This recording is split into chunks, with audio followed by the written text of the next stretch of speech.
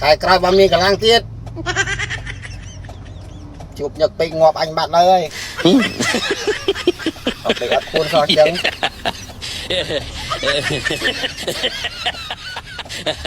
bạc trâu ha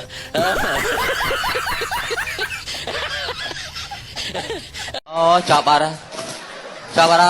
អ្នកខ្លះពេលគេបន្ទាបខ្លួនរាប់អានគឺចាប់ផ្ដើមវាយស្មើមកឬក៏មើងងាយគេភ្លាមអានេះមិនបានទេអានេះហើយគឺជាការខាតលៀបអញ្ចឹងជីវិតរបស់យើងខ្លួនយើងគឺកុំឲ្យមានរឿងបែបហ្នឹងឯង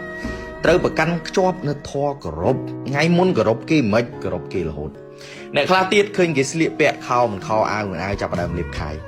អាហ្នឹងក៏ជាការដែលធ្វើយើងបងខាតដែរណាអ្នកខ្លះអ្នកមានគេជិះ Rolls Royce តែអ្នកមានខ្លះគេនៅជិះម៉ូតូឡើយតែយើងត្រូវចាំទុកថាបើសិនជាគេអាចខ្លាយទៅជាអ្នកមានហើយប្រហែលជាខួរក្បាលរបស់គេហ្នឹងមិនមែនមរៀមទេណាអ្នកខ្លះទៀតគឺមុននឹងស្គាល់នរណាម្នាក់មុននឹងចាប់ដៃគឺសួរគេសិនរោស៊ីអីអ្នកឯងជាណាទើបថ្លឹងថ្លែងការគោរពនឹងទៅតាមក្រោយអានេះគឺជាទង្វើមួយដែលធ្វើឲ្យយើងនឹងវាបាត់បង់ឱកាសធ្វើឲ្យឱកាសនៅជុំវិញនឹងវារសាត់បាត់ខ្ញុំមានបល័យចែកជូនអ្នកទាំងអស់គ្នាកុំអាលនិយាយបើថ្លៃមិនស្គាល់កុំអាលពាល់បើថ្លៃមិនសួរកុំអាលងើយក្រែងវាមិនគួរកុំប្រឹងដើរតួក្រែងវាមិនគប់ធ្វើជាមនុស្សតើកាលណាយើងទម្លាប់ងើយ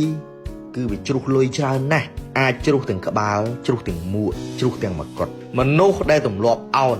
រមែងតែរើសបានលុយត្រូវចាំទុកថាផែនដីនេះវាមិនមែនជារបស់យើងទេ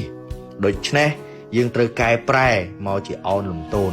ហើយទៅសើមនុស្សជុំវិញទើបផ្កាវាដុះនៅក្បែររបង